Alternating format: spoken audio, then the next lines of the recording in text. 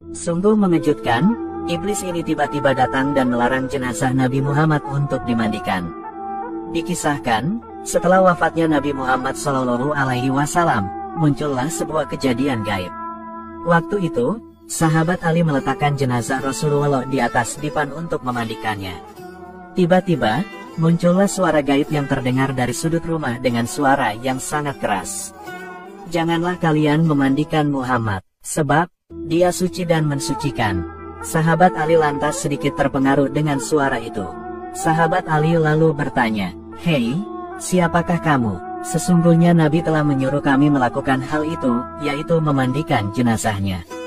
Kemudian, tiba-tiba muncullah dan terdengar suara lainnya, "Wahai Ali, mandikanlah ia, Rasulullah." Karena, sesungguhnya seruan suara yang pertama adalah iblis yang dengki kepada Nabi Muhammad, dan bermaksud agar Nabi Muhammad masuk ke dalam kuburnya dalam kondisi tidak dimandikan. Sahabat Ali lantas berkata, "Semoga Allah membalas kebaikan kepadamu sebab engkau telah memberitahuku bahwa itu adalah iblis." "Siapakah sebenarnya Anda?" Seruan kedua menjawab, "Aku adalah Nabi Khidir. Aku menghadiri jenazah Nabi Muhammad SAW. Nabi Khidir alaihissalam merupakan salah satu Nabi Allah yang dipanjangkan umurnya hingga saat ini. Beliau masih hidup sampai sekarang. Namun, yang dapat mengetahui keberadaan Nabi Khidir sekarang hanyalah Allah Subhanahu wa Ta'ala." Ternyata, Nabi Khidir alaihissalam waktu itu ikut bertaksiah atas wafatnya Rasulullah SAW.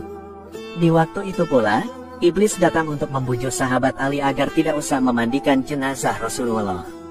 Namun, atas petunjuk Nabi Khidir, akhirnya sahabat Ali mantap untuk memandikan Rasulullah SAW. Sahabat Ali lantas memandikan Rasul, sedangkan Al-Fadl ibnu Abbas dan Usama ibnu Zaid mengguyurkan air. Sementara, malaikat Jibril membawakan obat pengawet dari surga. Setelah dimandikan, kemudian jenazah Rasulullah SAW dikafani. Setelah jenazah Rasulullah telah dimandikan, dikafani, dan disolati, barulah jenazah Rasulullah disemayamkan ke liang kubur. Jenazah Rasulullah dimakamkan di kamar Siti Aisyah radhiyallahu anha pada malam Selasa, dan ada pula yang mengatakan pada malam Rabu tengah malam. Siti Aisyah lantas berdiri di atas kubur Nabi dan berkata, "Wahai orang yang tidak pernah memakai sutera dan tidak pernah tidur di atas kasur yang empuk. Wahai orang yang keluar dari dunia, sedangkan perutnya tidak pernah kenyang dengan roti gandum.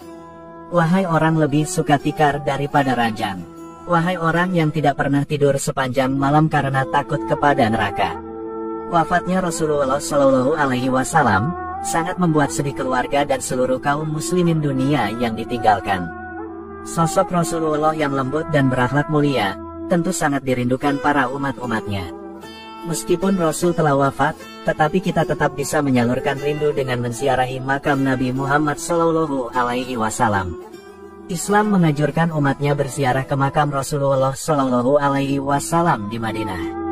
Kalau menziarahi makam orang tua dan makam orang saleh dianjurkan, maka makam Rasul SAW lebih layak lagi untuk diziarahi. Selain untuk mengingat kematian, ziarah kubur di makam ulama dan para wali, terlebih lagi makam Nabi Muhammad SAW, berdaya guna untuk meraih keberkahan. Rasulullah SAW sendiri menganjurkan umatnya untuk menziarahi makamnya di banyak hadis.